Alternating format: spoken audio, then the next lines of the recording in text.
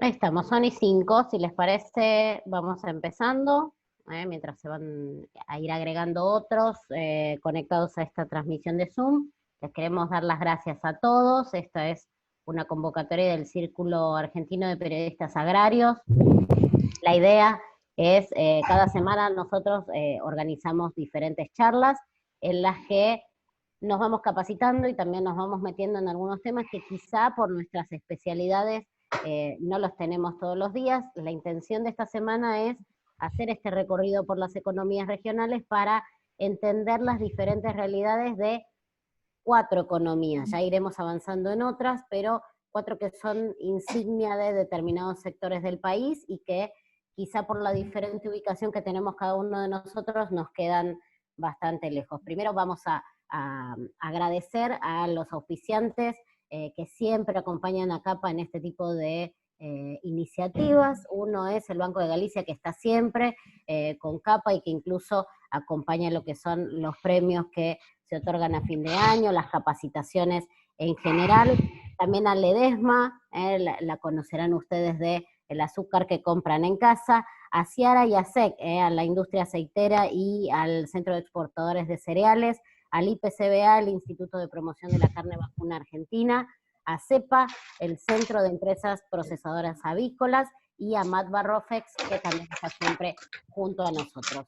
La idea es hacer un recorrido particular sobre las economías regionales y vamos a empezar lentamente por lo que tiene que ver con, yo lo organicé mentalmente como si fuese un desayuno. Entonces vamos a ir primero por la yerba mate, después por la leche, las frutas y después para brindar al final el vino, y abriremos al final un espacio de preguntas. La idea es que sea un recorrido breve pero interesante. Vamos a pedirles que quienes no vayan a estar en comunicación, muteen los micrófonos, apaguen los videos, así podemos tener una conexión un poco más estable y evitar algún inconveniente. Así que en primer término, vamos a hacer la recorrida de esta manera. Vamos a hablar con Ricardo Maciel, él es vicepresidente del Instituto Nacional de la Yerba Mate, desde el mes de junio de este año. Hace varios años que representa a la provincia de Misiones en el directorio del INIM. Vamos a hablar también un poco del organismo para entender cómo está conformado, y por 8 años fue presidente del Instituto de Fomento Agroindustrial de Misiones. Ahí apoyó proyectos para pequeños productores que agregan valor a la yerba mate. Lo que vamos a hablar primero es obviamente algo de lo que ya hemos escuchado un poco. Primero le damos la bienvenida a Ricardo y le agradecemos el contacto. Es cómo anduvo el consumo de yerba mate en estos meses, ¿no? ¿Es uno de los sectores beneficiados por la pandemia o no? ¿Cómo le va, Ricardo? ¿Qué tal? Bueno, buenos días, gracias por la invitación. Realmente un gusto poder charlar con ustedes y con los demás compañeros de otras economías regionales de Argentina. Sí, en función de tu pregunta, era una incertidumbre muy grande ver cómo la yerba mate impactada sobre el consumo de yerba mate esta situación de pandemia, en donde una de las cuestiones que hacen al mate justamente es el compartir, y una instancia que iba a estar puesta, digamos, en prueba, era de qué manera nos cuidamos y que el mate, o a través del mate, o a través del compartir, estábamos poniendo en riesgo la salud. Y en función a eso, creo que el consumidor ha adoptado una modalidad nueva, que es cada uno con su mate, y eso hizo de que el consumo no se resintiera, y en lo que va todavía no es como para hacer un análisis integral, pero en estos 2 o 3 meses de situación, el consumo se ha incrementado, ¿no? Exacto. El tema del precio fue una cuestión clave, ¿no? En el medio de esta pandemia hubo ahí un intento de bajar el precio al productor. Sí, no, nosotros estamos, para entender, nosotros cada 6 meses hacemos una discusión de precios en el Instituto Nacional de la Yerba Mate, en donde están representados todos los actores, de los trabajadores rurales, de productores, secaderos, molino y los gobiernos provinciales productores como Misiones y Corrientes y el gobierno nacional. En marzo se fijan los precios de lo que nosotros llamamos la zafra gruesa o la zafra principal que se está desarrollando en este momento. Y hemos fijado un valor por kilo de hoja verde de 20 pesos, un valor que no era lo que pretendían el sector productivo, que estaban pidiendo en ese momento 25 pesos. El mercado y en la instancia de compra, los molinos ya estaban pagando 23 o 24, pero para que no haya una instancia de indefinición y no caiga en el arbitraje del gobierno nacional en medio de un inicio de una cuestión sanitaria compleja, es que se ha resuelto eh, fijar en 20 pesos, más allá que el mercado ya hoy estaba en el negocio, estaba por encima. Y eso fue incrementándose y es tal es que ahora ya en un 60% del volumen de cosecha realizado, se está pagando 30 pesos, 33 pesos por kilo de hoja verde. Esto por una demanda que hay, y los productores también, creo que a diferencia de años anteriores, están mucho más fuertes a la hora de negociarlo.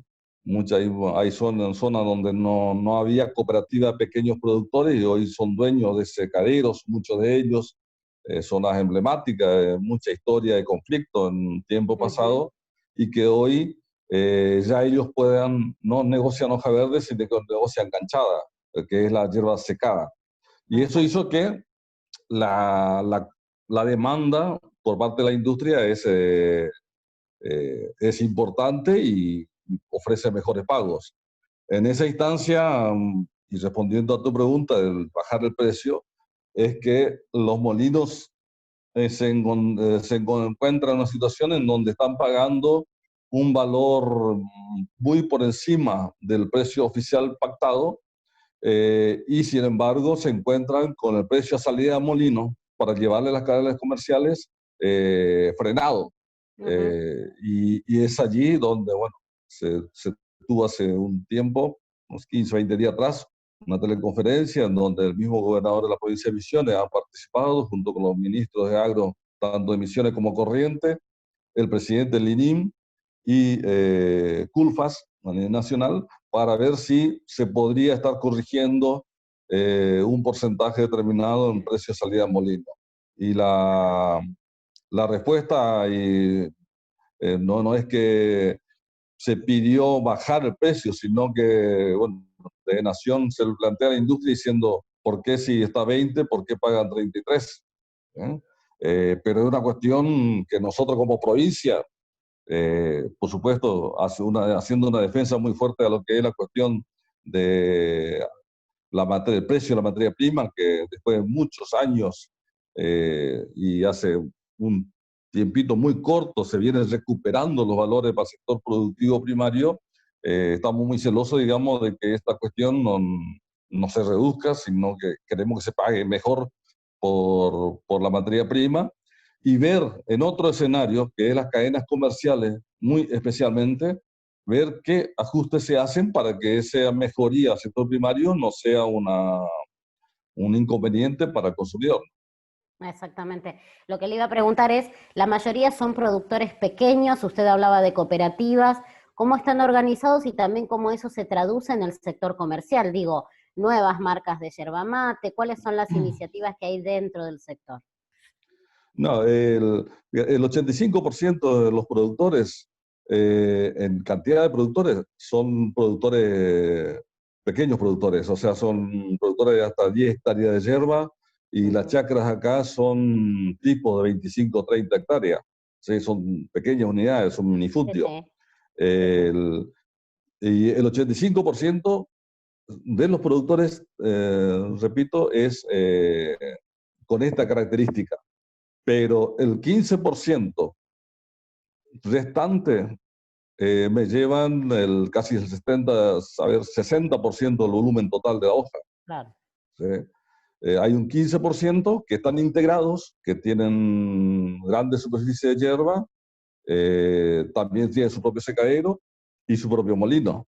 ¿Sí? Exacto. El que vende hoja verde son estos pequeños productores, digamos, y está muy focalizada territorialmente, inclusive en la zona nuestra, que es la zona del Oriente Misionero, San Pedro, hace 10, 15 años atrás, había una presencia de muchos pequeños productores y pocos secaderos. Hoy hay tres secaderos en cooperativas. Hay una industria que se instalaron también en la zona. Eso hicieron que se corrigiera ahí bastante la situación y que los productores, en lugar de tener la urgencia de vender hoja verde y que ante los primeros indicios de helada puedan perderlo y malvender su producto, hoy lo están secando y lo están reteniendo. Lo mismo está ocurriendo en la zona de Oberá, que es otra zona también histórica de mucha conflictividad por esta situación, y muchos productores que hasta hace poco estaban en ruta protestando por mejores precios a verde. Muchos de ellos se cooperativizaron. Desde el gobierno de la provincia hemos asistido con recursos para construirse sus propios secaderos, financiándolo también la cosecha, como para que puedan negociar en mejores condiciones con sus compradores. Así que ese escenario creo que bueno, se está viendo en esta mejoría de precio que hoy están recibiendo los productores, ¿no? Exacto. Y puede ese pequeño productor, no los grandes establecimientos, el pequeño productor puede invertir en su trabajo, digo, comprar maquinaria, mejorar las condiciones de lo que es su chacra, le está permitiendo esta condición que decíamos de un precio base, pero un precio más elevado pagado, puede generar una condición mejor para el productor en el día a día Por eso, y en la programación. en este universo de pequeños productores, en realidad no son productores yerbateros, son agricultores que también tienen hierba. ¿Sí? Entonces, dentro de esa unidad económica de su chacra, está la hierba, con sus 5 hectáreas, 10 hectáreas. Por supuesto, vivir solo de esa hierba no es No imposible. se puede. ¿Sí? Mejorar las condiciones de producirlo, digamos. Y la hierba para el productor es muy emblemático. Cualquier otra actividad económica acá, otro cultivo, si desde un punto de vista técnico no es rentable, uno le puede promover o sugerir al productor reemplazarlo por otra actividad. Reemplazar la hierba prácticamente para ello es sacarlo de su condición de agricultor, porque forma parte de su historia y es algo muy cultural más allá de lo productivo. Y después, paralelo a ese productor de la hierba, digamos, también, por supuesto, se trabaja con cuestiones, casi la ganadería ha crecido mucho en volumen y en genética. Hay otros cultivos, todo lo que es producción de alimentos para el abastecimiento de los mercados locales, se está consolidando y bastante. Nosotros tenemos muchas ferias francas prácticamente en todas las ciudades. Estamos construyendo mercados concentradores de productos de pequeños agricultores en las principales ciudades de la provincia. Así que es un combo, no es solamente ver la situación del productor desde un punto de vista de un cultivo, sino que es a partir del conjunto. La hierba, por supuesto, es muy emblemática. Exacto. Una breve, ¿la yerba orgánica Sí. tiene una posibilidad de ser un mejor negocio para ciertos productores? Digo, es un mercado mucho más costoso para el consumidor, pero que va creciendo en interés. Sí, hay empresas y cooperativas inclusive que lo están desarrollando. Por supuesto, por un nicho de mercado muy segmentado, muy particular aún. Eh, Hay ahora una cooperativa, nosotros en la provincia tenemos una ley provincial de todo lo que es una certificación agroecológica, para no caer en manos certificadoras, digamos, que insume el costo de muy alto y que muchas veces las pequeñas chacras o pequeños productores o cooperativas no pueden accederlo, sino que a través de una certificación participativa se puede estar eh, teniendo un producto agroecológico y entrando en ese segmento. La mayoría de nuestra hierba, por supuesto, es la hierba tradicional y no predomina el orgánico. Si bien hay mucho, pero ya muy direccionado para determinados mercados puntuales. Exacto. ¿Y el mercado exportador se está comportando bien, va creciendo? Sí, nuestro principal mercado es Siria. Tuvimos serios inconvenientes en el 2016, sí, 2016, 2017, en donde tuvieron serios inconvenientes bélicos en aquel país, en donde hubo muchas migraciones de sirios hacia el mundo, digamos, por su situación, y eso hizo que traccionara y que fue un problema para el mercado interno, digamos, del hierro, si bien la exportación, para tener una idea, nosotros en el mercado interno tenemos un mercado de 260 millones de kilos de hierba y exportamos 40 millones, ¿sí? De los cuales el 75-80% es Siria. Exacto.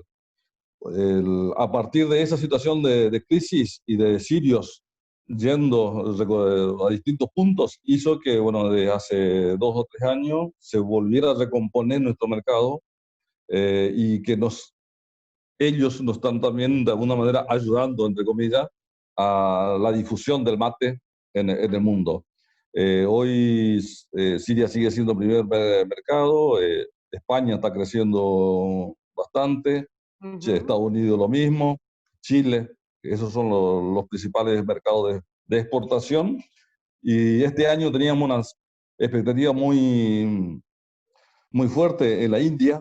En la India Ajá. venimos haciendo un trabajo de apertura de hace 4 o 5 años, inclusive con algunas empresas que ya radicaron e inscribieron marcas propias en aquel país. Eh, el, es un país que consume muchas infusiones Ajá. de té, pues, especialmente, pero que están encontrando en la yerba mate un producto que de alguna manera ellos, bueno, lo están buscando como un producto natural, con propiedades que lo están requiriendo y mezclándolo con otros productos locales, hay una alta demanda. Estamos en este momento en una instancia de acuerdo, de generar los protocolos de comerciales con la India. Cancillería está interviniendo para que, bueno, se pueda estar comercializando productos a la India. Hoy se está haciendo vía embajada, pero de forma informal.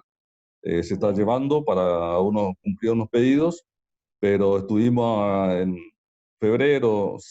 marzo de este año reunidos en Cancillería con el director de Relaciones Exteriores de Cancillería, como para que nos ayude a firmar este convenio. Ya SENASA tiene todos los protocolos acordados con su par de la India, y si se abre ese mercado, creo que va a ser una oportunidad muy grande para la yerba mate, ¿no?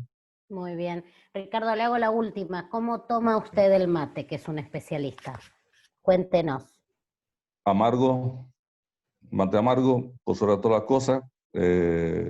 Y después, bueno, la yerba, por supuesto, predominan las empresas locales en la elección, que están radicadas aquí, así que, pero es el mate amargo, por sobre todas las cosas. Pero me imagino que no le saca el polvillo, que no hace nada raro. La yerba como viene, al mate y No, amargo no, y nada más. viene y hay que hacer todo el movimiento, ponerlo la hierba en la bombilla después de acomodar la hierba para que todo el polvillo se posicione en la parte superior y que eso Bien, genere la espuma correspondiente y no sea un inconveniente para la bombilla. ahí está. Y desayuna con mate usted. Sí, esencialmente con mate, esencialmente Muy con bien, mate. muy bien, muy bien. Muchísimas gracias. En un ratito los colegas le van a hacer algunas preguntas. Gracias, Ricardo, ¿eh? Con muchas gracias a usted. Gracias. Le voy a pedir que mutee su micrófono, así le Sí. damos paso a Fernando Córdoba, que está ahí adentro de un auto esperándonos. Debe venir del campo seguramente. Fernando Córdoba es productor tambero, tiene su tambo acá en el centro oeste de la provincia de Santa Fe, es desde hace varios años presidente de la Mesa de Productores de Leche de la provincia de Santa Fe. Ha tenido varias luchas y varios encuentros. El sector lechero no es un sector sencillo, pero vamos a tratar que Fernando nos explique. ¿Cómo estás, Fernando? Buen día. Buen día, Elida, y buen día a todos. ¿Qué tal? ¿Cómo están? Muy bien, vamos a contarle un poco a la gente cómo se compone básicamente el sector lechero en la Argentina, el productor lechero, que es a donde apuntamos hoy y no necesariamente a la industria, cómo está compuesto, cuáles son también las expectativas que tiene el sector productor hoy por hoy. El sector lechero argentino es un sector que produce, este año va a estar en alrededor de 11.000 millones de litros, de los cuales 8.500 se destinan al mercado interno y el resto es para exportación. Hay 4 provincias fundamentalmente productoras de leche, que son Santa Fe, Córdoba, Buenos Aires y Entre Ríos, con un perfil variado de productores. En provincia de Buenos Aires los productores son de mayor volumen, y tanto en Córdoba como Santa Fe son productores más chicos, con producciones promedio de alrededor de 2.500 litros por unidad productiva. Y Entre Ríos son tambos más familiares, más de subsistencia familiar, Ujú. y donde producen y elaboran también sus propios quesos.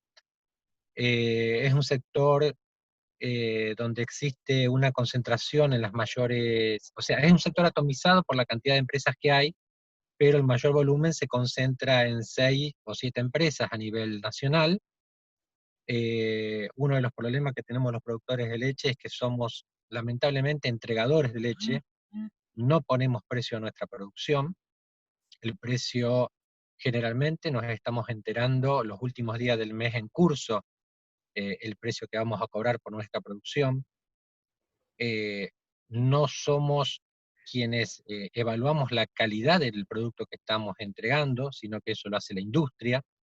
Entonces, estamos en una situación muy de dominancia por parte de la industria, y donde el productor no encuentra la manera de poder organizarse para hacer frente a esa dominancia. Hemos colaborado y hemos tratado de estar con distintos gobiernos para ordenar y poner reglas de juego claras para el sector, y en verdad se han pasado de distintos extremos, desde un gobierno que ha sido eh, controlante de todo, a uno que ha sido totalmente liberal, y no tenemos un punto medio para poder desarrollar la actividad. Es una actividad que necesita previsibilidad y orden.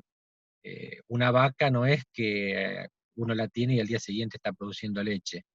Lleva todo un ciclo biológico, desde que nace la ternera hasta que esa ternera se convierte en vaquillona y pare y empieza a producir leche, que lleva mucho tiempo, y por eso existe una necesidad altísima de tener reglas claras de juego y estabilidad económica, que es algo que en este país nunca hemos podido lograr.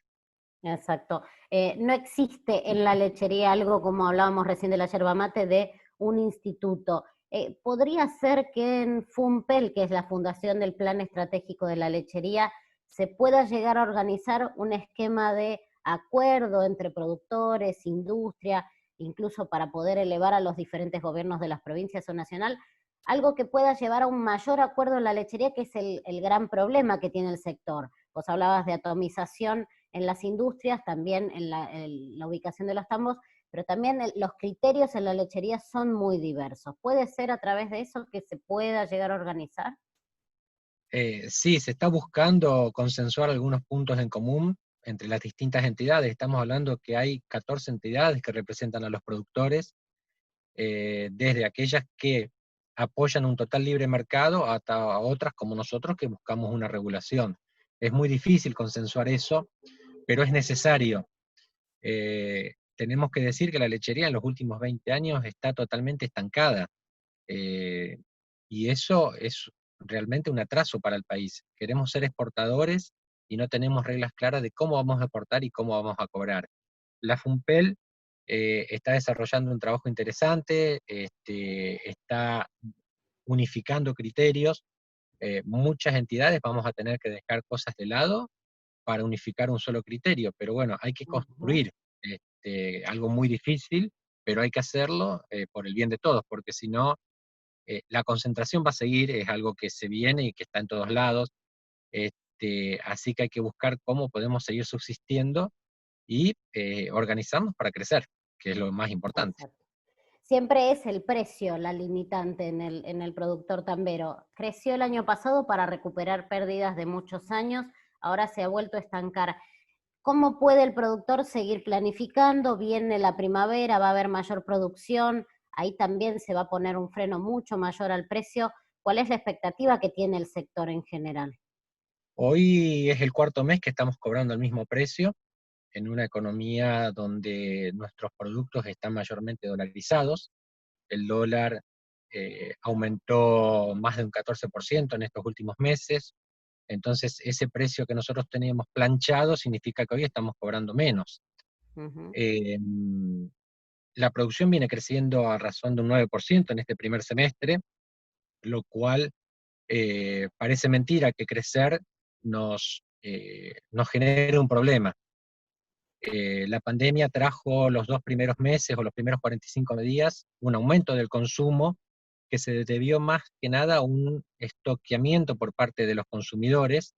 En los últimos 2 meses el consumo de lácteos está cayendo y ha habido un traslado de aquellos productos que tenían más valor agregado a productos de menor valor agregado, como la leche fluida, la leche en polvo, o quizás, bueno, algún producto que fue estrella en estos días, que es el dulce de leche. Uh-huh. Eh, Dependemos mucho de lo que haga también el gobierno en su momento con las compras institucionales para los comedores, para la leche social. Ha habido todo una movida con ese tema en estos últimos tiempos por el tema de los sobreprecios, los productos que no eran acorde a lo que se pedía. Las compras sociales van a tener que aparecer para descomprimir un poco lo que es el mercado interno. Así que las expectativas son de que la producción va a seguir subiendo. No vemos un aumento de precios. Los últimos días nosotros también somos muy dependientes de lo que ocurre con los precios de las licitaciones de Fonterra. Hubo un salto en la cotización de un 15% en la última licitación, donde hubo un comprador no habitual, que fue el grupo peruano Gloria. China tuvo una mayor demanda, pero bueno, vamos a ver si esos precios se mantienen en la próxima licitación, que es dentro de unos días. De mantenerse sería una buena señal. Ahora también hay que ver si nuestras empresas están en condiciones de exportar. Tenemos mucho atraso tecnológico, no son empresas competitivas, y a esto se suma algo que ocurrió estos últimos días, que son los conflictos gremiales. Eh, lamentablemente, bueno, eso desde nuestro lado, el gremio tiene una manera de discutir paritarias que en algún momento resultan extorsivas, porque lo que producimos es un producto perecedero, que sí o sí lo tenemos que entregar o vender diariamente. Esto el gremio lo sabe. Nosotros en los tambos tenemos un promedio de 1 día y medio, 2, para poder guardar la leche, y pongámosle que los transportes sean un día más de acopio. Pero ya un conflicto de más de 72 horas nos obligaría a tirar la producción.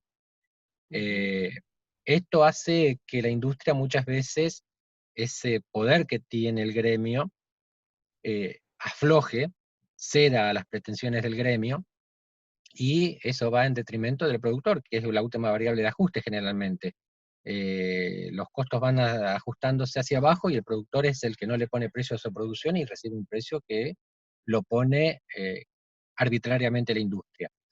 Además venimos ya de varios meses de congelamiento de precios en la góndola, y eso hace que se vaya achicando las posibilidades también de la industria de poder pagar mejor. Así que estamos en una situación media complicada y vemos que los precios se van a mantener.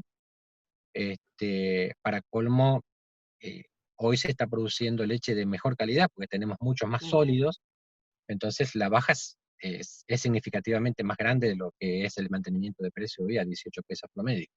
Ahí hay un debate grande en el sector, y como para ir redondeando un poco el tema del lácteo, el tema de la calidad, el tema de cómo se paga la leche. Hay un debate también interno dentro de las instituciones que no se terminan de poner de acuerdo de qué forma hacer esto. ¿cuál cree, o vos como presidente de MEPRO-SAFE, cuál crees que sea la forma adecuada de pagar por la calidad de leche? Indudablemente el pago tiene que ser por los sólidos, Esto proteína y es el grasa. componente de la leche, no líquido, ¿no? Exacto, porque si no, estamos haciendo agua blanca. Ujú. Lo que a la industria le rinde es los sólidos. Entonces, indudablemente se tiene que premiar a aquellos que producen mejor calidad de sólidos, mejor calidad de leche. Indudablemente esto va atado también a la alimentación que se le da al animal y por lógica el que produce mejores sólidos es porque está gastando más en alimentación. Entonces, eso hay que premiarlo. Sin duda, lo que se ha pedido es, por supuesto, que se pague por sólidos, pero que se vaya implementando gradualmente, que es algo que se había empezado a hacer y que en algún momento, hace, te diría, ya 8 años, se había llegado a un acuerdo con la industria, lo cual después la misma industria se encargó de judicializar el tema, y hubo sentencia favorable para que se fuera pagando por calidades y achicando las bonificaciones comerciales. Cosa que lo ganó en ese momento el Ministerio de Agricultura, pero nunca se implementó. Ujú. Eso hubiera sido un puntapié inicial para empezar a pagar por calidad. Eh, Aquellos productores hoy que no están produciendo con calidad, no es que de un día para el otro se le van a cambiar las reglas de juego, sino hacer algo gradual para que se acomoden dentro de la nueva normativa. Pero bueno, es algo que no, tampoco nos podemos poner de acuerdo, y más que nada para esto se necesita una decisión política, donde el gobierno, industriales y productores pongan fecha de inicio y cómo ir poniendo distintas fechas para que los productores se vayan adaptando a la nueva normativa. Exacto. Si uno abre la heladera de la familia Córdoba, ¿qué lácteos no pueden faltar? ¿O qué es lo que sí o sí Mira, tiene que ver? somos un ejemplo, 5 en la familia, consumimos semanalmente 14 litros de leche, unos 3 kilos de queso cremoso, postrecitos, yogur bebible, queso de rallar, así que somos Una muy cuenta de consumidores, supermercado muy alta. muy alta, exactamente. Por eso muchas veces no entendemos el precio que recibe el productor y el precio que estamos pagando en la otra punta, ¿no? Como consumidores. Todo lo que Exacto. hay en el medio, ¿quién se está quedando con la tajada tan grande de esa diferencia entre lo que recibe uno y lo que está pagando el consumidor en el otro extremo? Exacto. Fernando, gracias. En un rato te van a llegar preguntas. Le agradecemos a Fernando Córdoba, presidente de la Mesa de Productores de Leche de Santa Fe. Fernando mutea su micrófono y nos vamos hacia el sur del país, a la Patagonia, a hablar con Raúl Ferragut. Él es un especialista en la cadena de la pera y de la manzana, en la fruta del Alto Valle del Río Negro. Le damos la bienvenida. Está por ahí, saluda. Así lo vemos, Raúl. ¿Qué tal? Buenos días. Gracias Ahí por está poder Raúl. participar. Bien. Raúl, si yo no me equivoco y alguna vez lo charlamos, Raúl también es periodista y esto también hay que decírselo a los colegas que están conectados. Si no me equivoco, Fundamentalmente periodista. fundamentalmente periodista y también productor, ¿o no? Digamos que está dentro de la charla, soy de los productores que tuvimos que dejar la Ahí actividad. está, ahí está. Si yo no me equivoco, la fruta tiene el mismo sistema, si se puede decir así, irregular de fijación de precios que tiene la leche. Ustedes se enteran cuánto cobran por la fruta una vez que ya la entregaron a la industria. Eh, Francisco Córdoba decía que tenían que esperar un mes, Sí, nosotros un año. ahí está. Un año para que llegue lo que se conoce como la liquidación de la fruta, porque, bueno, se habla de, se entrega la fruta a consignación, y los productores dicen es a resignación. Ujú. Porque se tienen que resignar a lo que queda, digamos, de lo que se, por ejemplo, paga el consumidor, ahí empieza una resta, y lo que sobró queda para la fruta, con suerte. Pero si les parece, aquí con el colega Omar González, preparamos una pequeña exposición como para Sí. ubicarnos de lo que vamos a hablar, ¿no? Y haciendo podríamos decir, utilizando una frase de un colega que hace un programa de entretenimiento, Diego Kafka, podríamos decir que estamos mal, pero no tan mal, aunque podemos seguir peor. ¿Por qué digo esto? Porque estamos mal, pero si miramos otras actividades como la gastronomía o el turismo, no estamos tan mal.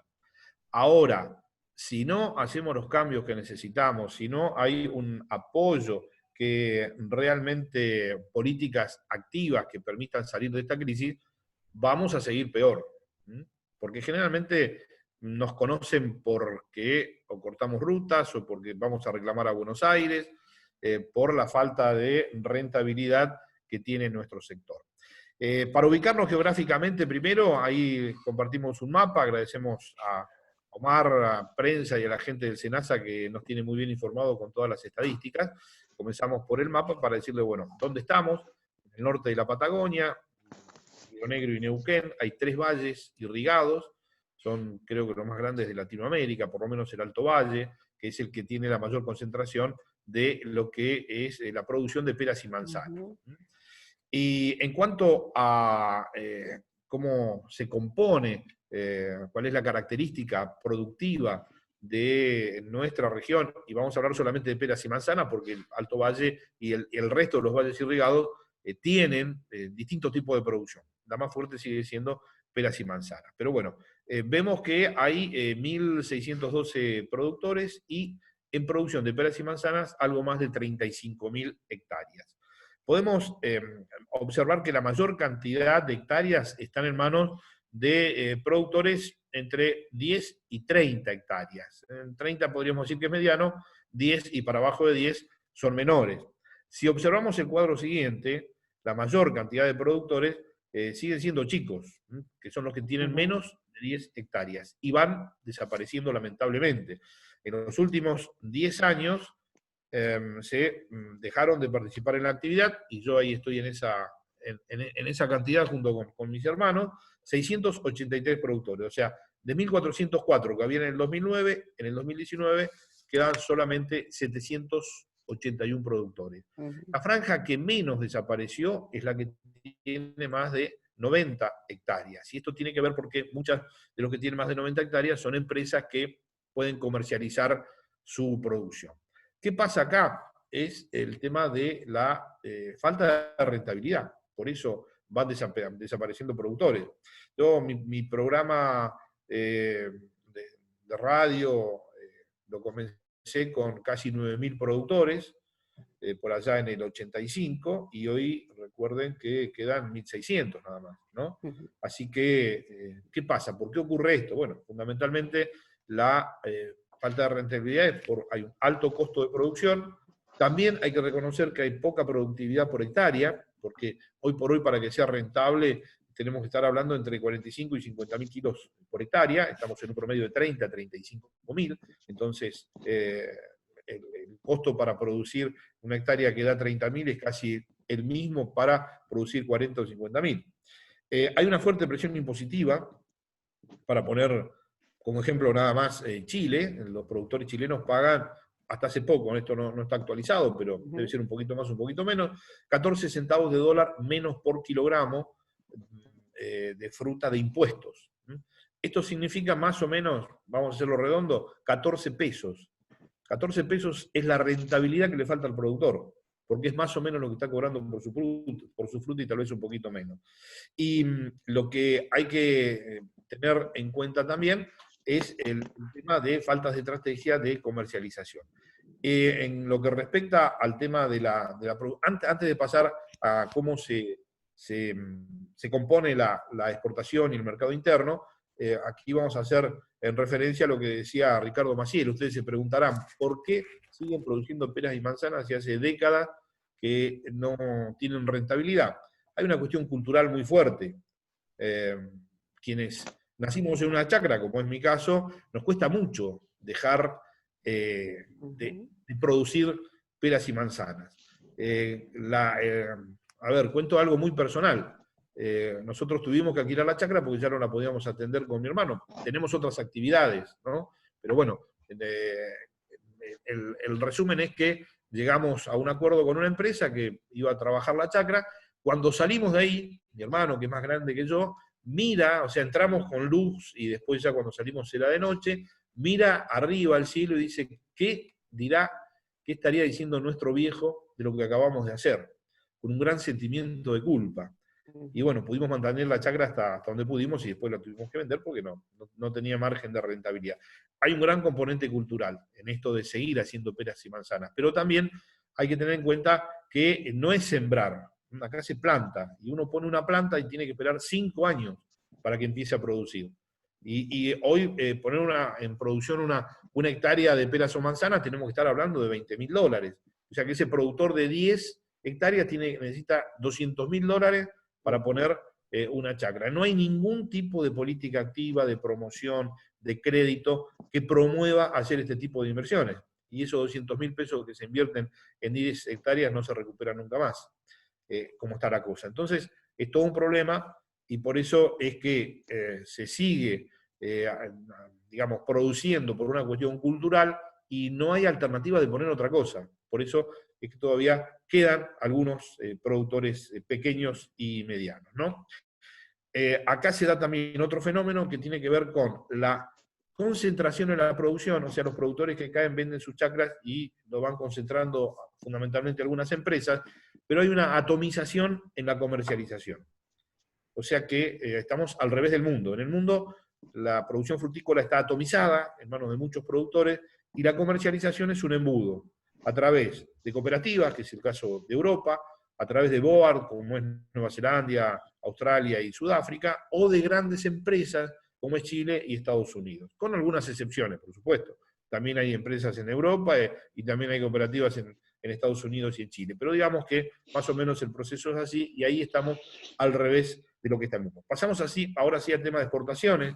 Fíjense ustedes que de pera se exportaron este año algo más de 300.000 toneladas y de manzana casi 100.000, no llegó a 100.000. Los principales mercados, Brasil es el más importante, Rusia, Estados Unidos, y después viene el resto de los países, pero si juntamos todos los países europeos, la Unión Europea está más o menos a la altura de Estados Unidos en cuanto a cantidad exportada. Antes, hace apenas, no quiero arriesgarme, pero digamos, entre 7 y 8 años, el principal mercado era Europa, que, bueno, ha ido cambiando por el tema de la falta de competitividad. Y bueno, con respecto al mercado interno, tenemos, acá aparece otra problemática, ¿no? Porque casi el 40, casi el 50% de la producción va a industria, que por ahí algunos dirán que bien, pero no. La industria va a la fruta de menor calidad, que es con la que se hace jugo, sidra, es la que no se puede consumir en fresco. O sea que estamos con un porcentaje muy alto de fruta de industria. Pero tenemos que, de lo que producimos nosotros, el 36% va al mercado interno. Y a la exportación va un poquito más del 15%. Y acá entramos en lo que yo les comentaba, que uno de los problemas que tenemos es una falta de una estrategia de comercialización. De hecho, hace 3 años que estamos en emergencia frutícola. 3 años, o sea que se viene prorrogando, este año creo que se va a prorrogar por 6 meses nada más, pero esto hizo bajar un poco la presión impositiva, pero evidentemente no alcanza porque seguimos en crisis. Pensamos que es el momento como para que los gobiernos, tanto provinciales como nacional, exijan al sector que se ponga de acuerdo y elabore un plan, con presencia, por supuesto, del Estado, ¿no es cierto? Pero me parece que es el momento de tratar de salir de este barro de la crisis en el que permanentemente está patinando sin poder salir nuestra actividad frutícola. ¿Por dónde se puede salir? ¿Cuáles serían? Bueno, hay realidades distintas, porque creo que también como explicaba desde el tema de la yerba mate, hay cuestiones regionales y también diferencia de productores, ¿no? Lo que produce uno, lo que produce el otro.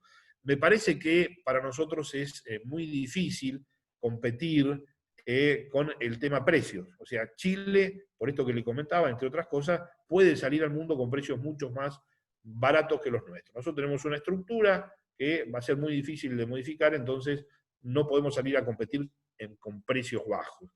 tampoco con variedades nuevas, porque en eso Nueva Zelanda y Australia realmente nos han sacado una gran ventaja. Entonces, ¿qué podemos hacer para diferenciar nuestro producto? Tiene que venir por el lado de lo sano, por la sanidad, por la inocuidad. ¿Por qué? Porque las características agroclimáticas de nuestra región hacen que tengamos una fruta que es la más sana del mundo. Y esto no lo digo yo. Cuando digo sana estoy hablando de bajos residuos tóxicos, ¿no? No lo digo yo, hubo una investigación de Greenpeace que tomó de góndolas de fruta de distintos países en Europa, y la que dio con más bajos residuos, sana, casi sin residuos tóxicos, era nuestra. Nos permite la característica agroecológica, o sea, clima seco.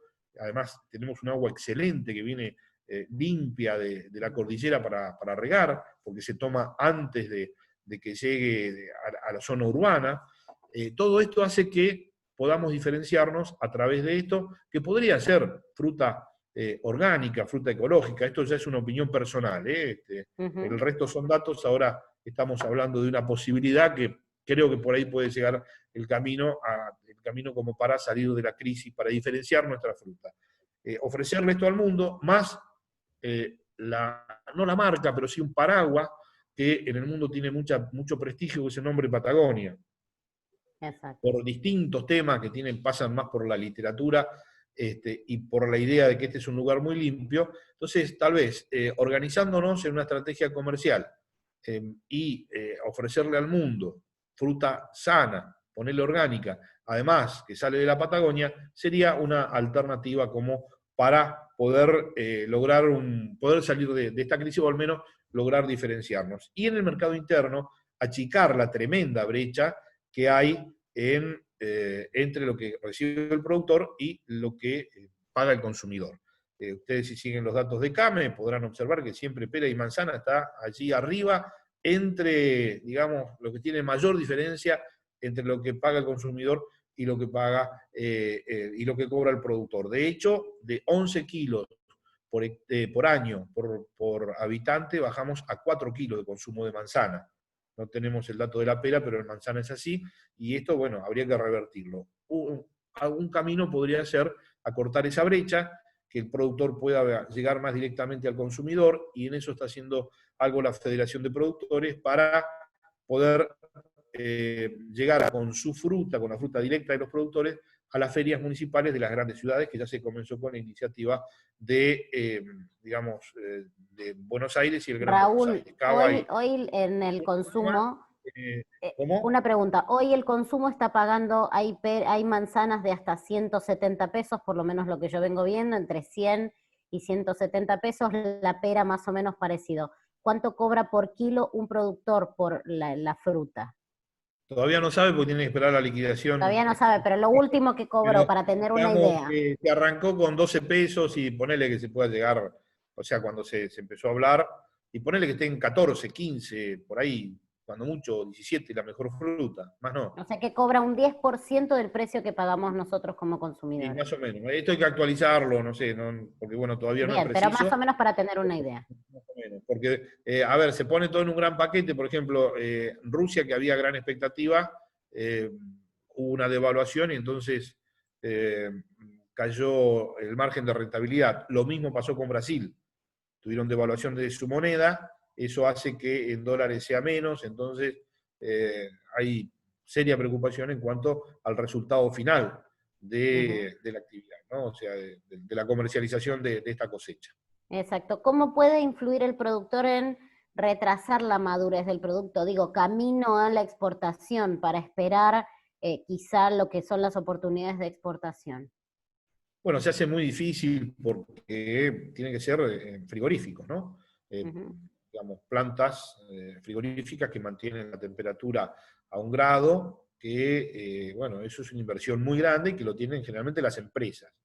Hay algunas agrupaciones de productores que, ya sea cooperativas, se han agrupado para poder hacer plantas frigoríficas, y algunos productores muy pocos que logran tener una camarita como para poder defender un poco más la fruta. De hecho, hubo acá una movida muy grande en las últimas décadas que decía que el problema era las variedades que teníamos que ofrecer, que había que cambiar las variedades, que había que cambiar la Red Delicious por otras variedades. Red Delicious es la roja que consumen ustedes, y resulta que hoy por hoy el productor que tiene una buena manzana Red Delicious y puede guardar, como decimos nosotros, puede, digamos, no entregársela directamente a la empresa, sino retenerla un poco y venderla en el transcurso del año, están teniendo mejores resultados que los productores que se ven obligados a vender su producción, ¿no?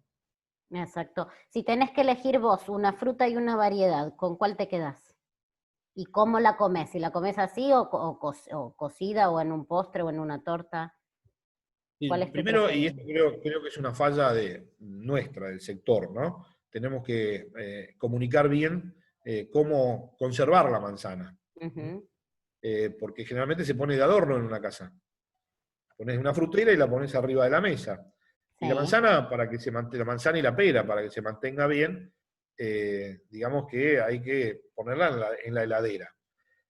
Con la pera pasa un fenómeno, porque generalmente se cosecha verde, porque si no digamos, se pasa de madurez rápidamente. Entonces ahí lo que se aconseja es darle un golpe de frío y después sacarla para que acelere la maduración. Y que se coma cuando está la cáscara bien amarilla, ¿no? De todas las frutas en pera, para mí, la William es la más rica, es la que seguramente ustedes pueden consumir primero. A mi gusto es exquisita, es la que me encanta, la William. Y después una Red Delicious, para mí, es una muy buena fruta si está cuidada y cosechada en término, ¿no? A mí me encanta una Red Delicious y tiene un montón de propiedades que realmente nos hace bien a la salud. Y fíjense ustedes que en Europa los últimos acontecimientos, inclusive esta última pandemia, la fruta y la manzana está considerada como un alimento básico. O sea, no baja el consumo, sino que se mantiene y hasta crece cuando ocurren este tipo de circunstancias. O sea, el postre no es un lujo, sino que forma parte de la dieta diaria, ¿no? Como en algún momento fue el pan. Exactamente. Raúl, te agradezco. En un ratito vamos a hacerte llegar otra pregunta. Gracias por hacernos llegar la realidad de la fruta ahí en el Alto Valle del Río Negro. Y ahora nos vamos ya a brindar, a tomar un rico vino de la mano del ingeniero Hugo Carmona Torres. Él es ingeniero agrónomo, vicepresidente del Instituto Nacional de la Vitivinicultura, y hace 32 años que trabaja como técnico del INB y también como periodista. Así que le damos la bienvenida. Ingeniero Carmona está por ahí. Salúdenos así. Buen día, toqué algo acá en la cámara, no sé qué, ¿me escuchan bien? Ahí lo escuchamos y lo vemos perfecto. Perfecto. Bueno, gracias por la invitación. Y bueno, sí es cierto, en estos 32 años de actividad en el rubro vitivinícola, la verdad que tenemos una historia interesante para contar. Bueno, dígame. No, precisamente tenemos muchos números porque obviamente la vitivinicultura en el tema vino, principal actividad, pero también hay otras actividades como la producción de mosto y la producción de pasas de uva y la producción de uva en fresco, ¿no? Como fruta. Exacto. Cuéntenos un poco, usted hace 32 años que está dentro del INB, ¿han sido estos años los de mayor expansión para la vitivinicultura en la Argentina, ¿no? Y el posicionamiento a nivel internacional, ¿es así? Bueno, en realidad nos estamos recuperando un poco en el consumo interno, más que nada, ¿no? Veníamos nosotros los últimos 40 años una caída estrepitosa del consumo de vino en la Argentina, a partir de la década del 70, de 90 litros habitante año a casi 20 litros hoy, es una caída muy importante y ha venido cayendo en los últimos años un 4 o un 5% en forma anual. A partir del año pasado y de este año ha habido un repunte en el porciento y contrario a lo que podía haber sucedido en el tema de pandemia, el consumo de vino en la Argentina está ahora en el primer semestre casi el 2% más que el año pasado, a pesar que los restaurantes, a pesar que los hoteles, los bares han estado cerrados, que es una salida importante en la venta y en el consumo, ¿no? Sin embargo, la vuelta a casa, la vuelta del almuerzo de cenar en familia también, y otros menesteres, ha hecho que el vino sea también algo importante, elegido por el consumidor, y esto ha hecho que por lo menos equilibremos esa balanza que podríamos haber tenido negativa. En un Exacto. aspecto positivo para el mercado interno, recordar que del 100% del vino que se vende, el 70% es del mercado interno y el 30% es de exportación. Volviendo al tema exportación, la verdad que también una sorpresa interesante, porque en el primer semestre tenemos el 52% de aumento en las exportaciones de vino argentino, sobre todo el crecimiento de vino a granel, algo que en el mundo se está instalando, que es vender grandes contenedores con vino no embotellado, ¿no? Sino aprovechando el volumen de transporte para que sea más eficiente y en lugares de destino recién fraccionar.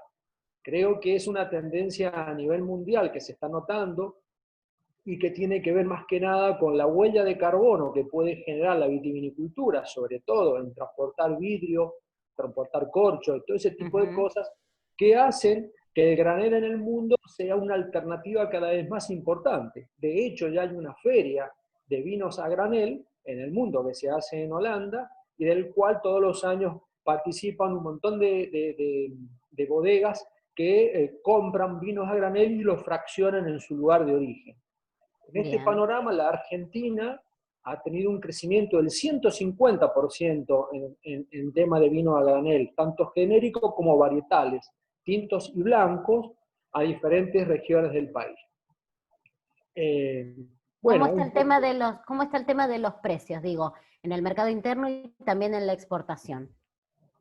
bueno, nuestra situación tampoco varía mucho de la situación de economías regionales que hemos estado escuchando. En el caso particular, los productores siempre siguen siendo la variable de ajuste de la última parte de la cadena. Y también entregan muchas veces la uva a expensa de cómo puede ir estando las posibilidades en función de la bodega que compró o que hizo la elaboración del vino. El mercado de uvas en la Argentina prácticamente es muy bajo, es decir, el productor del 15 al 16% del mercado de las uvas está en uva, es decir, el productor lleva la uva, la dejó en la bodega y la cobra.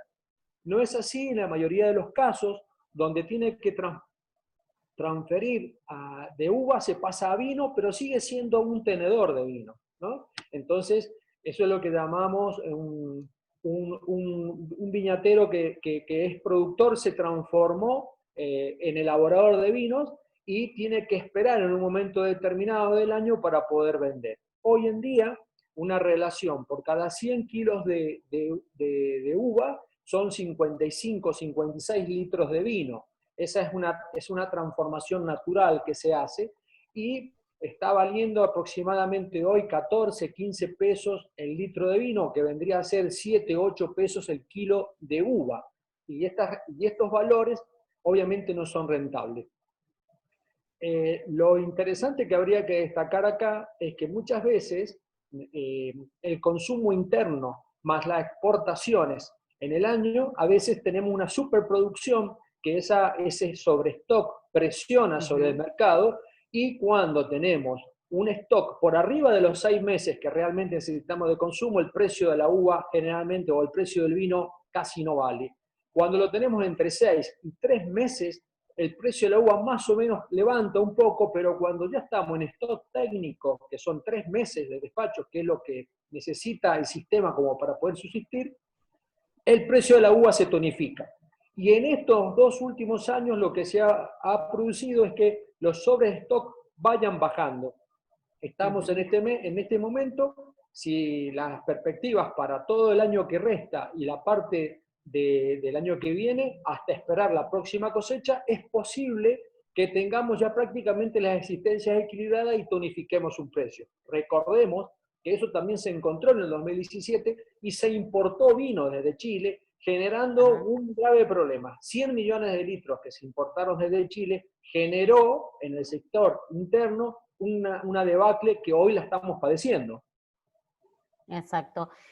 Ustedes tienen a través del INB algo de lo que hablamos y no hablamos en algunas economías, que es una mayor organización. Esto les permite tener una idea mucho más cerrada de lo que necesita el sector, poder trasladarlo de mejor manera a gobiernos provinciales, el gobierno nacional. Cuéntenos un poco cómo funciona esa estructura. Muy bien. Bueno, decir que Argentina ha crecido en territorio, en la producción, a 18 provincias vitivinícolas hoy. No solamente estamos hablando de Mendoza y San Juan y La Rioja como las principales, Salta, Río Negro, Neuquén, sino que se han incorporado provincias como La Pampa, como Tucumán, como el mismo Córdoba que ha crecido, el mismo Buenos Aires, y esto ha hecho que también tengamos un federalismo y una viticultura federal mucho más importante que antes.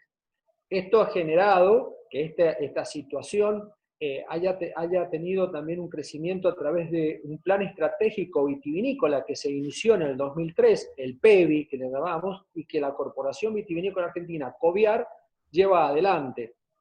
Obviamente, con un plan estratégico a 2020 que terminaba ahora, con unas exportaciones mundiales de 2.000 millones de dólares.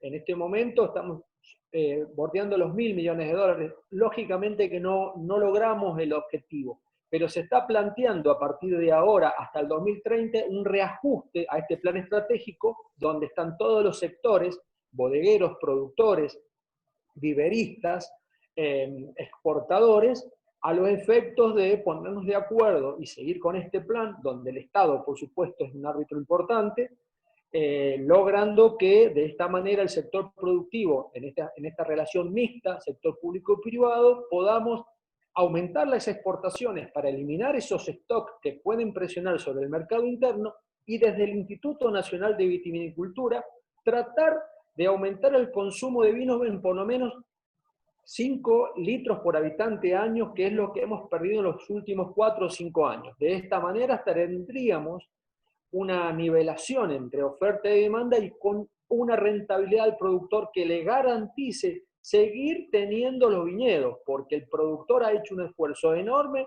y el sector vitivinícola se ha venido reduciendo en hectáreas y con esta rentabilidad, como pasa con la pera y la manzana también que estamos hablando, posiblemente se hayan expulsado muchos pequeños productores y se ha ido concentrando la actividad en 3 o 4 empresas importantes que manejan más del 50% del mercado del vino.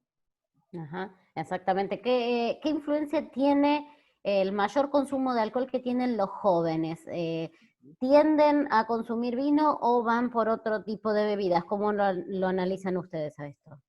Bueno, muy bien. La intención es volver que el joven se incorpore al mundo del vino, al igual que la mujer. Son segmentos importantes donde el consumo de vinos en fiestas, en restaurantes, en los últimos tiempos se ha incrementado y el joven ha visto una buena salida.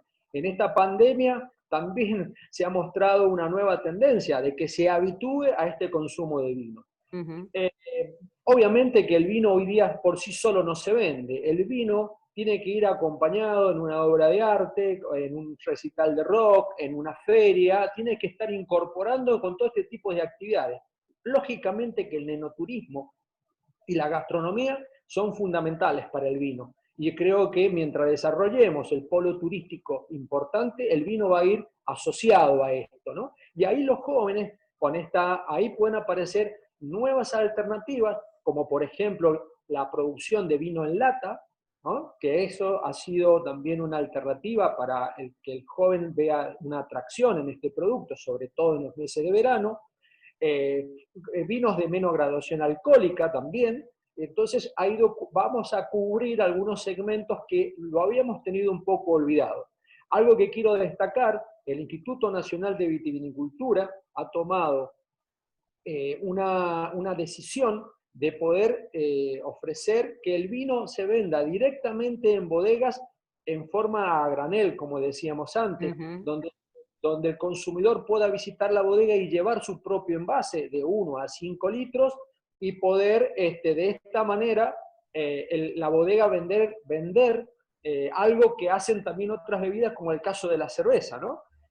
La prueba piloto se está haciendo en este momento en Río Negro, con varias bodegas asociadas al turismo y seguramente va a aprender en todas las regiones vitivinícolas. Para acercar la gente al vino hay que buscar nuevos canales y este creo que es uno de los que nosotros estamos convencidos que nos va a ir muy bien. Exacto.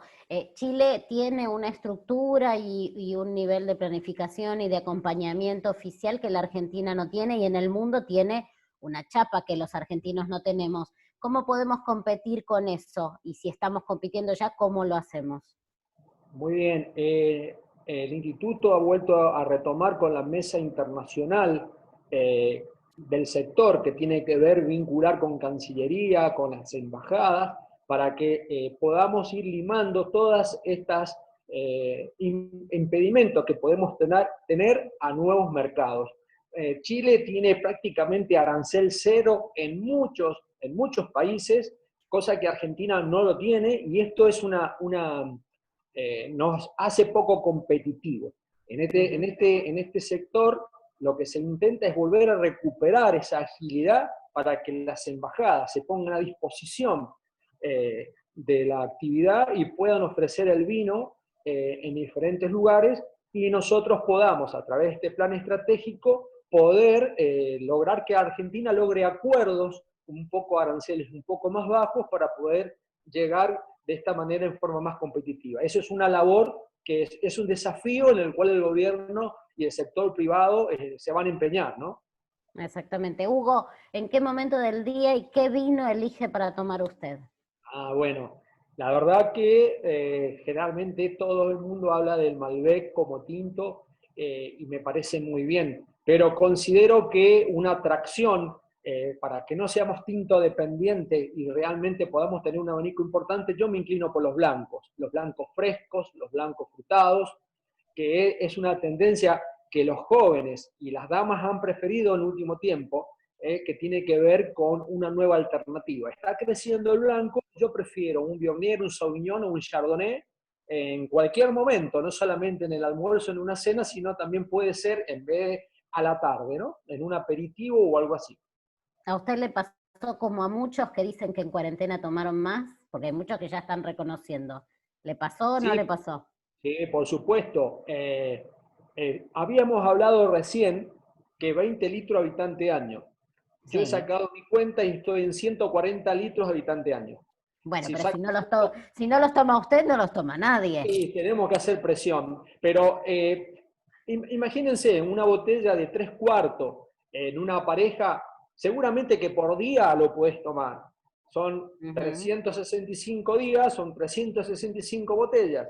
Si lo dividís en 2 personas, sacás un valor en botellas, que es un valor alto. No creo que estemos lejos de poder aumentar el consumo, porque no es mucho tampoco esto, ¿no? Estamos hablando Totalmente. que la Organización Mundial de la Salud, y por cuidar también el consumo moderado del vino, que es un lema, apostamos al consumo moderado del vino con 500 centímetros cúbicos por día, estamos prácticamente en 55 a 60 centímetros cúbicos diarios, es el consumo que tiene la Argentina. Estamos muy bajos y que si aumentamos el doble, por supuesto que la vitivinicultura se va a recuperar y vamos a tener productores y vamos a tener también mano de obra, como también en las otras economías regionales que estuvieron hablando recién, es importante, y que la gente se pueda quedar en el sector de frontera, como es prácticamente todo el cordón oeste de la República Argentina.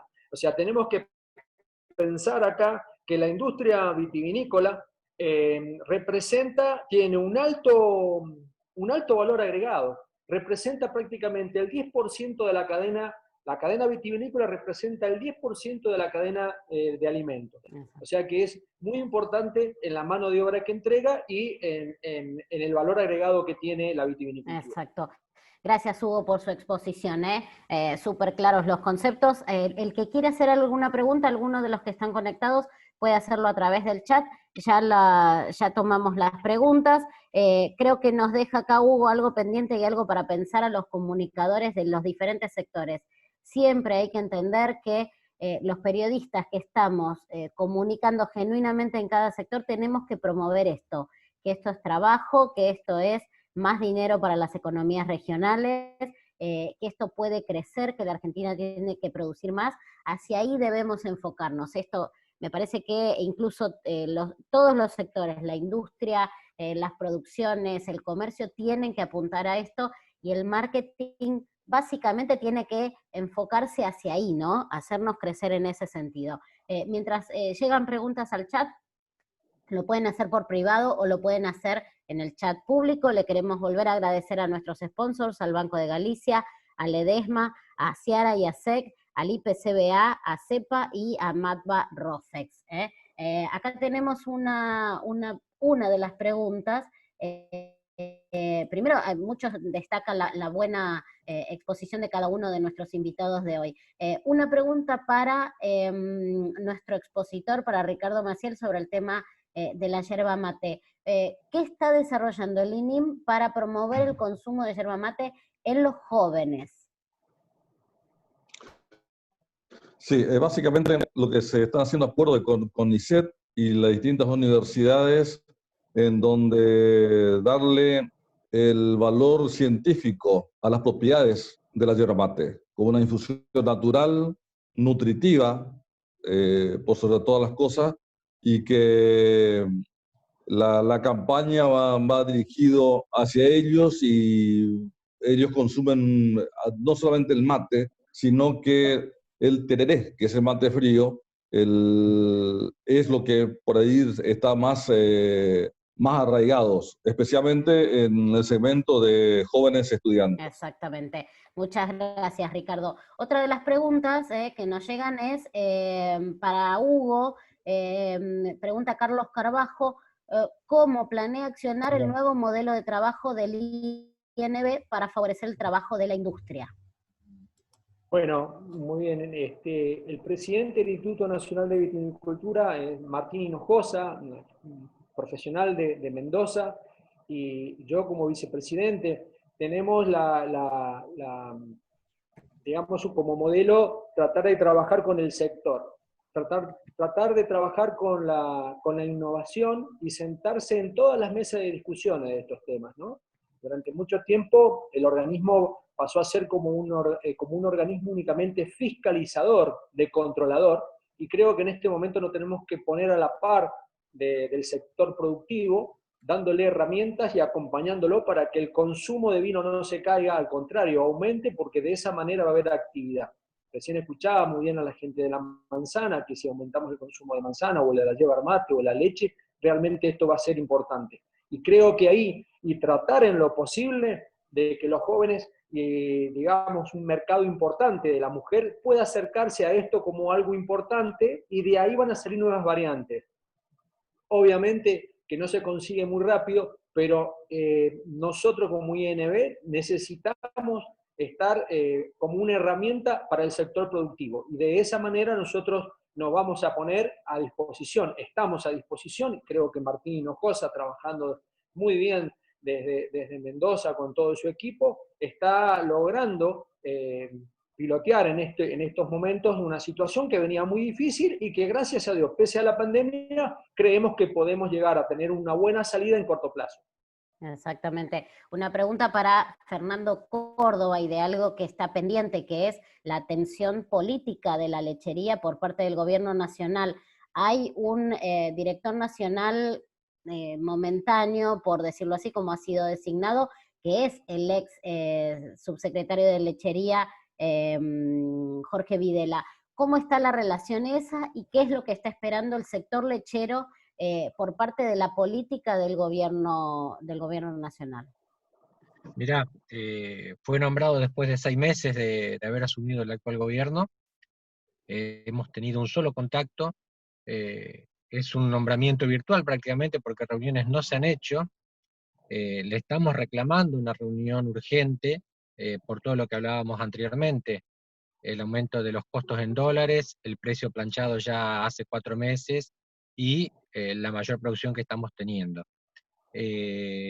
Al gobierno se le ha reclamado medidas para poder planificar qué lechería queremos. Lamentablemente, tanto en los gobiernos anteriores como en este, la lechería no está tenida en cuenta siendo como muchas de las otras economías que estábamos escuchando, la de la fruta, lo del vino, una actividad que da muchísima mano de obra y que permite el arraigo en el interior.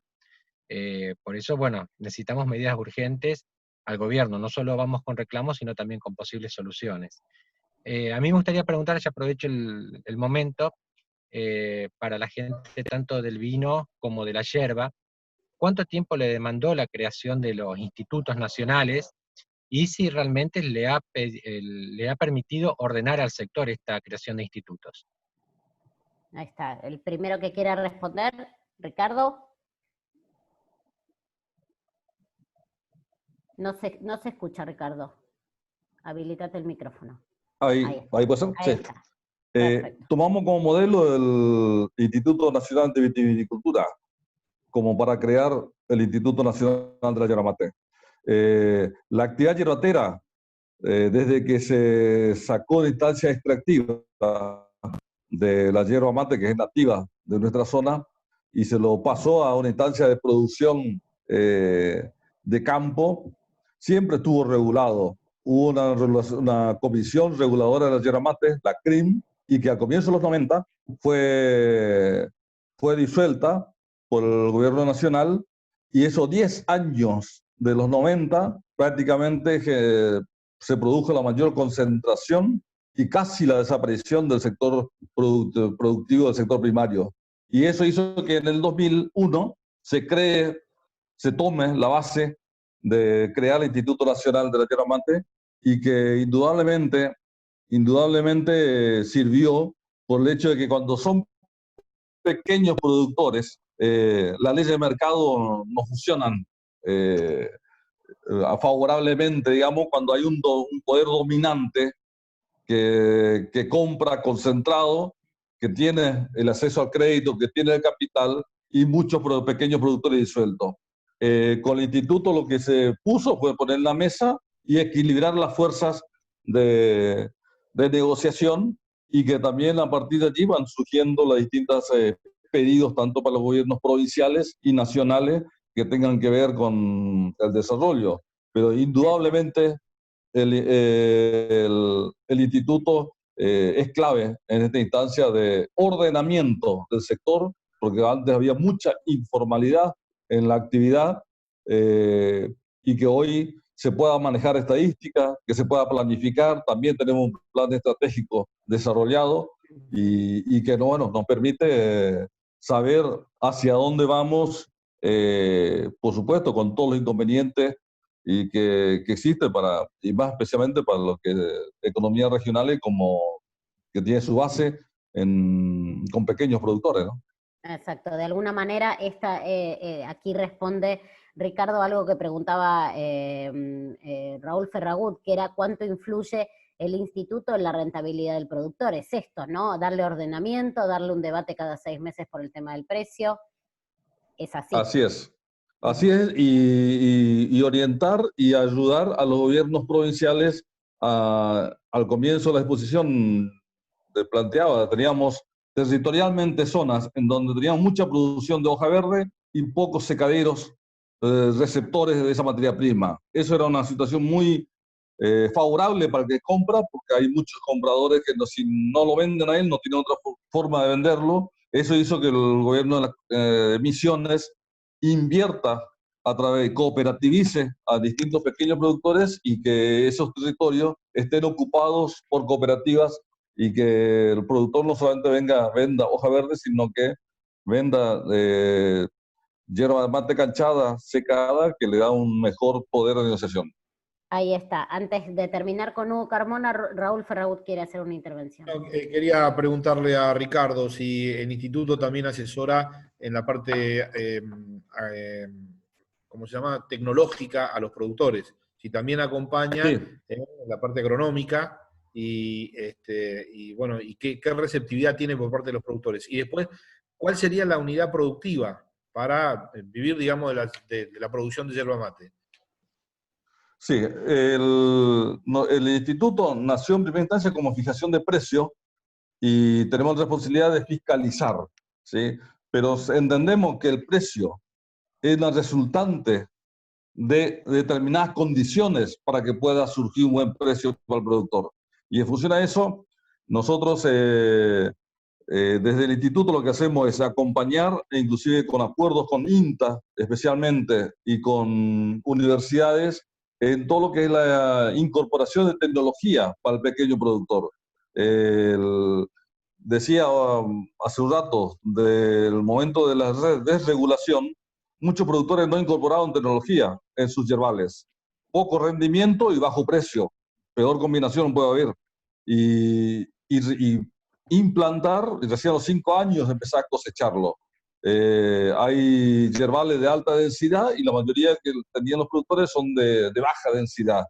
Eso lo venimos trabajando junto con el INTA, básicamente, con los ministerios agro de cada provincia, y que, bueno, eso nos permite a nosotros, bueno, poder seguir consolidando, pero siempre, y a mí me toca ocupar de un punto de vista, digamos, de representación del gobierno en la provincia, no solamente atender al productor yerbatero como cuidar su yerba, decimos, pero mirar la chacra de forma integral, buscar de forma asociada con otros cultivos, con otras actividades agropecuarias.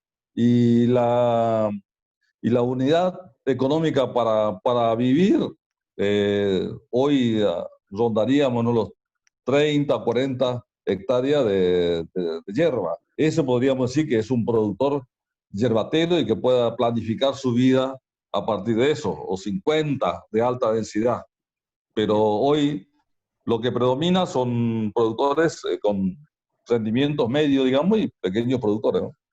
Exacto. Hugo, para terminar, hablando un poco de la importancia del instituto, hay muchas preguntas que están vinculadas al vino en lata, al vino en tetrabric y al vino a granel. Digo, esto es lo más novedoso que tiene la vitivinicultura argentina. Sí, seguro. Sobre todo el tema de vino a granel es una situación que tiene que ver con lo que se viene, ¿no? Que es tratar de tener una huella de carbono por producto mucho más baja. Muchos periodistas especializados, sobre todo europeos, del mundo del vino, dicen que dentro de poco la botella puede llegar a ser un dinosaurio, por lo que significa en la emisión de anhídrido carbónico al medio ambiente, junto con el cartón, contra el corcho y la etiqueta. Por lo tanto, la venta de vino a granel va a crecer en el mundo. El principal exportador de vino a granel en el mundo es España, productor y exportador.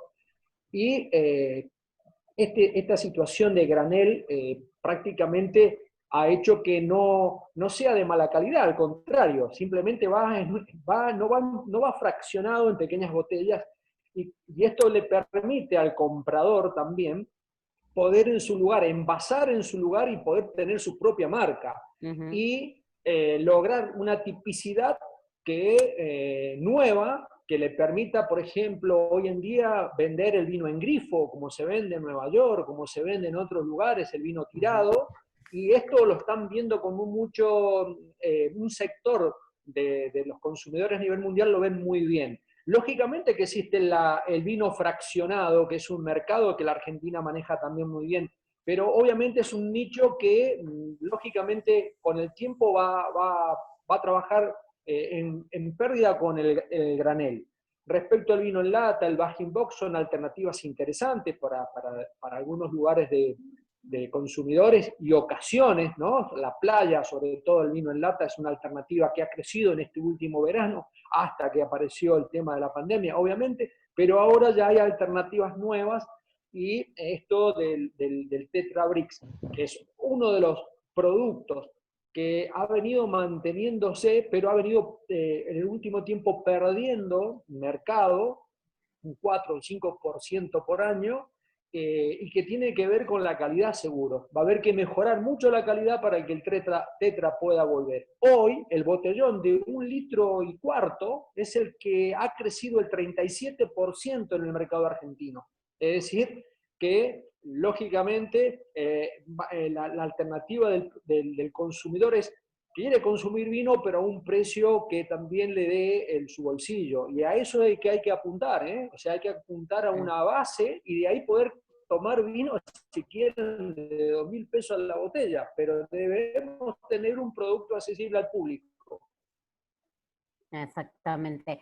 Les agradecemos a los 4 expositores, hemos tenido 1 hora y media de charla y la gente que se prendió, hemos aprendido muchos, y incluso los expositores los unos de los otros entendiendo que a veces las problemáticas son similares, aunque las ubicaciones sean distintas y las producciones sean totalmente diferentes.